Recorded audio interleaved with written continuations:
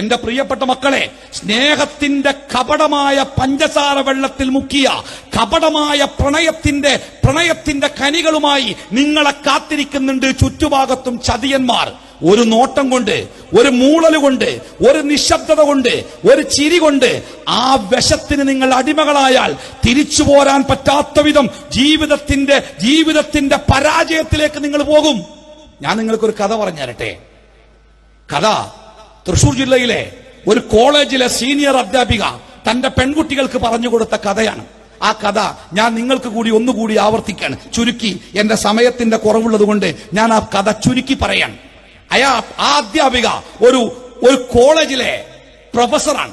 അവർ പറഞ്ഞ കഥ അനുഭവത്തിന്റെ കഥയാണ്. ഒരു പെൺകുട്ടി ആ ടീച്ചറോട് വന്ന് പറഞ്ഞു, ടീച്ചറെ, എന്റെ വീട്ടിൽ കല്യാണം ആലോചിക്കുന്നുണ്ട്, എനിക്ക് കല്യാണം വേണ്ട, കാരണം ഞാൻ ജീവിതത്തിൽ ചതിക്കപ്പെട്ടവളാണ്. ഒരു ചെറുപ്പക്കാരനെ ചതിച്ച് അവന്റെ ജീവിതം നശിപ്പിക്കാൻ ഞാനില്ല. ഈ ടീച്ചർ ആ പെൺകുട്ടിയോട് കാരണം ചോദിക്കാൻ. ഇനി അവൾ പറയുന്ന കഥ എന്റെ പെൺമക്കൾ ശ്രദ്ധിച്ചു കേൾക്കണം. ആ പെൺകുട്ടി ഡിഗ്രി ക്ലാസ്സിൽ പഠിക്കാൻ വേണ്ടി ഒരു പ്രസിദ്ധമായ കോളേജിൽ ചേർന്ന് നല്ല സുന്ദരമായി പഠനം ആരംഭിച്ചു. നല്ല പെൺകുട്ടി, നന്നായി പഠിക്കും, നല്ല സംസ്കാരമുള്ള, നല്ല മതബോധമുള്ള ഒരു ക്രിസ്തു മതത്തിൽപ്പെട്ട പെൺകുട്ടിയാണ്. എല്ലാം കൊണ്ടും മികച്ചത് എന്ന് പറയാവുന്ന ഒരു പെൺകുട്ടി. ആ പെൺകുട്ടിയെ അതേ കോളേജിലെ സീനിയറായ ഒരു ആൺകുട്ടി ആ പെൺകുട്ടിയോട് സ്നേഹം പറഞ്ഞു, എനിക്ക് നിന്നെ ഇഷ്ടമാണ്. ആ പെൺകുട്ടി പറഞ്ഞു, വേണ്ട, നിങ്ങൾക്ക് എന്നെ ഇഷ്ടമാണെങ്കിൽ എന്റെ വീട്ടിൽ വന്ന് കല്യാണം ആലോചിച്ച് സമയമാകുമ്പോൾ നമുക്ക് വിവാഹിതരാവാം, കാര്യങ്ങളെക്കുറിച്ച് ആലോചിക്കാം, ഈ ഒരു പ്രണയത്തിന് ഞാനില്ല. പക്ഷെ ആ ചെറുപ്പക്കാരൻ ആ പെൺകുട്ടിയെ വിടാതെ പിന്തുടർന്നു. അവസാനം അവളുടെ കൂട്ടുകാരികളെ ആ ചെറുപ്പക്കാരൻ വശത്താക്കി. ആ കൂട്ടുകാരികൾ ഈ പെൺകുട്ടിയെ നിർബന്ധിച്ചു. അവനെന്താ കുഴപ്പം, ഞങ്ങൾക്ക് എല്ലാവർക്കും ഫ്രണ്ടുകളില്ലേ, എന്താ നിനക്കൊരു ബോയ് ഫ്രണ്ട് ഉണ്ടായാൽ എന്താ കുഴപ്പം? ആ ചെറുപ്പക്കാരനുമായി ആ പെൺകുട്ടിക്ക് ഒരു കണക്ഷൻ ഉണ്ടാക്കാൻ അവളുടെ കൂട്ടുകാരികൾക്ക് സാധിച്ചു. പതുക്കെ അവർ നല്ല കൂട്ടുകാരായി. അങ്ങനെ ഡിഗ്രിയുടെ അവസാനത്തെ സെമ്മിന്റെ പരീക്ഷ നടക്കുമ്പോ ആ ചെറുപ്പക്കാരൻ പറഞ്ഞു, ഡിഗ്രി കഴിഞ്ഞാൽ ഒരുപക്ഷെ ഞാനിവിടെ ഉണ്ടാവൂല, നീ ഉണ്ടാവൂല, അതുകൊണ്ട് നമുക്ക് അവസാനമായിട്ടൊന്ന് കാണണം. ഈ പെൺകുട്ടിക്ക് പേടിയാ, എവിടെ വെച്ച് എന്ത്, അയാൾ തന്നെ അതിന് വഴി പറഞ്ഞു കൊടുത്തു. അവസാനത്തെ പരീക്ഷ നടക്കുന്ന ക്ലാസ് റൂമിലെ കോളേജിന്റെ 3rd ഫ്ലോറിലെ പരീക്ഷാ ഹാളിലേക്ക് എല്ലാവരും പരീക്ഷ കഴിഞ്ഞു പോകുമ്പോൾ നീ വരണം. ഞാൻ എങ്ങനെ വരും? നീ നിന്റെ പേഴ്സോ ബാഗോ മറന്നു വെച്ചിട്ട് വന്നാ മതി, ഞാൻ അവിടെ ഉണ്ടാവും. എല്ലാവരും ഇറങ്ങിപ്പോന്നപ്പോ ഈ പെൺകുട്ടി തന്റെ കൂട്ടുകാരോട് പറഞ്ഞു, എന്റെ ബാഗ് ഞാൻ മറന്നു വെച്ചിട്ടുണ്ട്. അവൾ ഓടി 3rd ഫ്ലോറിലെ പരീക്ഷാ ഹാൾ ചെന്നപ്പോ ഈ ചെറുപ്പക്കാരൻ അയാൾ കാത്തിരുന്നു. അയാൾ ആ പെൺകുട്ടിയെ എന്തൊക്കെയോ ചെയ്തു. പിറ്റേന്നും അവസാനത്തെ പരീക്ഷ കഴിഞ്ഞപ്പോഴേക്ക് ആ പെൺകുട്ടിയുടെ സ്വന്തം എന്ന് പറയാനുള്ളത് ആ ചെറുപ്പക്കാരൻ സ്വന്തമാക്കി കഴിഞ്ഞു. അയാൾ ആ പെൺകുട്ടി കൊടുത്ത വാക്കെന്താ അറിയോ? എന്തായാലും എനിക്കുള്ളതല്ലേ നീ, ഞാൻ നിന്നെ കല്യാണം കഴിക്കാൻ പോകല്ലേ, പിന്നെ എന്തിനാ നീ സങ്കടപ്പെടുന്നത്, പിന്നെ നീ എന്തിനാ വേദനിക്കണേ, നമ്മൾ ഒന്നാവാൻ പോവല്ലേ. ആ പെൺകുട്ടി സമാധാനിച്ചു. പക്ഷേ പോസ്റ്റ് ഗ്രാജുവേഷന് വേണ്ടി, PGക്ക് വേണ്ടി പിറ്റത്തെ വർഷം ആ പെൺകുട്ടി ആ ക്ലാസ്സിലെത്തുമ്പോ ഈ ചെറുപ്പക്കാരൻ അവിടെയുണ്ട്. പക്ഷെ ഈ പെൺകുട്ടിയുമായി അയാൾക്ക് അത്ര ബന്ധമല്ല, പഴയ ബന്ധങ്ങളും സ്നേഹങ്ങളും കാണാനില്ല. അവസാനം എല്ലാ ദിവസവും ഒരു ദിവസം സ്പെഷ്യൽ ക്ലാസ് കഴിഞ്ഞ് ആ പെൺകുട്ടികളും കൂട്ടുകാരികളും ഒക്കെ ഇറങ്ങിപ്പോരുമ്പോ അവരുടെ കൂട്ടത്തിൽപ്പെട്ട ഒരു പെൺകുട്ടി പെട്ടെന്ന് പറഞ്ഞു, ഞാൻ എന്റെ പേഴ്സ് ക്ലാസ് റൂമിൽ മറന്നു വെച്ചു, ഞാനത് എടുത്തിട്ട് ഇപ്പൊ വരാട്ടോ. നമ്മുടെ കഥാനായികയായ പെൺകുട്ടി പതുക്കെയൊന്ന് മുകളിലേക്ക് നോക്കിയപ്പോ ആ 3rd ഫ്ലോറിലെ ആ വാതിലിന്റെ പിന്നിൽ ആ ചെറുപ്പക്കാരൻ തന്നെ നശിപ്പിച്ച ആ ചെറുപ്പക്കാരൻ.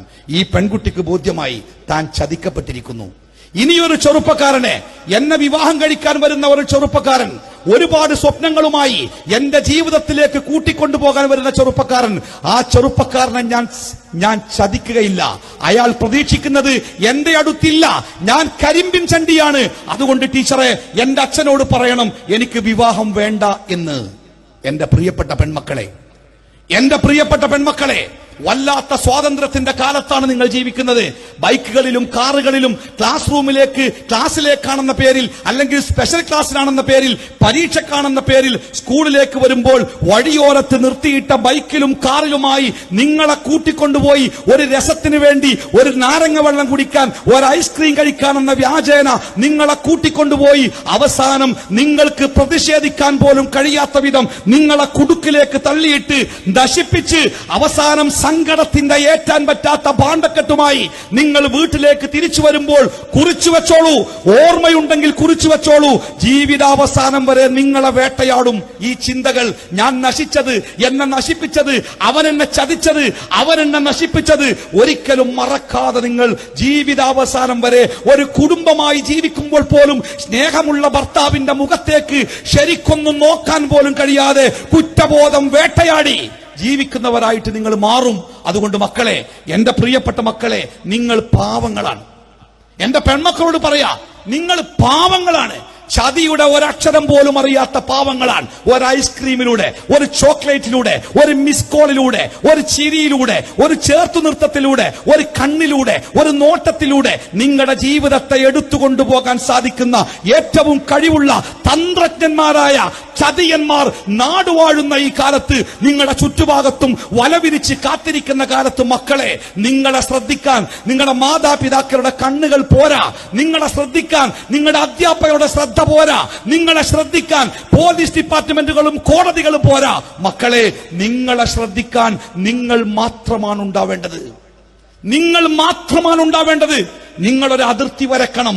ആ അതിർത്തിക്കപ്പുറത്ത് ഒരാളും നിങ്ങളുടെ അടുത്തേക്ക് വരരുത്, ശരീരത്തിലേക്ക് തുടരുത്, നിങ്ങളോട് സംസാരിക്കരുത്, നിങ്ങളുടെ കണ്ണുകളിലേക്ക് നോക്കരുത്. നമ്മുടെ മതം ഇസ്ലാം വളരെ കൃത്യമായി പഠിപ്പിച്ചു. ഒരന്യ പുരുഷനും ഒരന്യ പെണ്ണും വേണ്ടാത്ത രൂപത്തിൽ കണ്ണിലേക്ക്, ശരീരത്തിലേക്ക് നോക്കിയാൽ അത് കണ്ണിന്റെ വ്യഭിചാരമാണ്. അത്തരം കാര്യങ്ങൾ സംസാരിച്ചാൽ അത് നാവിന്റെ വ്യഭിചാരമാണ്. അത്തരം സംസാരങ്ങൾ കേട്ടാൽ അത് കാതിന്റെ വ്യഭിചാരമാണ്. കൈകൊണ്ട് തൊട്ടാൽ അത് കൈയിന്റെ വ്യഭിചാരമാണ്. അതിനുവേണ്ടി നടന്നു പോകുന്നത് കാലിന്റെ വ്യഭിചാരമാണ് എന്ന് പഠിപ്പിച്ച മുഹമ്മദ് മുസ്തഫ സല്ലല്ലാഹു അലൈഹി വസല്ലമയുടെ ഉമ്മത്തികളായ എന്റെ പെൺമക്കളെ, പ്രണയത്തിന്റെ വലയിൽപ്പെട്ടാൽ ഈ പറയപ്പെട്ട വ്യഭിചാരങ്ങൾ ചെയ്യാതെ ആർക്കാണ് ജീവിക്കാൻ പറ്റുക? കണ്ണുകൊണ്ട് പരസ്പരം നോക്കാൻ കഴിയാതെ, ഫോൺ എടുത്താൽ തരളിതമാക്കുന്ന വാക്കുകൾ പരസ്പരം പറയാതെ, ആ വാക്കുകൾക്ക് വേണ്ടി, ക്ലിപ്പുകൾക്ക് വേണ്ടി കാത്തിരിക്കാതെ, ഒന്ന് തൊട്ടുനോക്കാനും ചേർത്തു പിടിക്കാനും തോന്നാതെ, വിളിക്കുന്നിടത്തേക്ക് നടന്നു പോകാൻ തോന്നാതെ, ഏത് പ്രണയമാണ് കൂട്ടരെ നമ്മുടെ ഇടയിലുള്ളത്? ആ പ്രണയത്തിൽ നമ്മൾ ചെയ്യുന്നതൊക്കെയും തെറ്റാണെന്നും സൃഷ്ടാവിനോട് ചെയ്യുന്ന തെറ്റാണെന്നും ആ തെറ്റ് നമ്മളെ ജീവിതത്തിലെ തിരിച്ചെടുക്കാൻ പറ്റാത്ത തെറ്റിന്റെ പാതാളത്തിലേക്ക് കൊണ്ടുപോകുമെന്നും എന്റെ പ്രിയപ്പെട്ട മക്കളെ നിങ്ങൾ തിരിച്ചറിയണം. വല്ലാത്തൊരു പ്രണയത്തിന്റെ കാലാട്ടോ.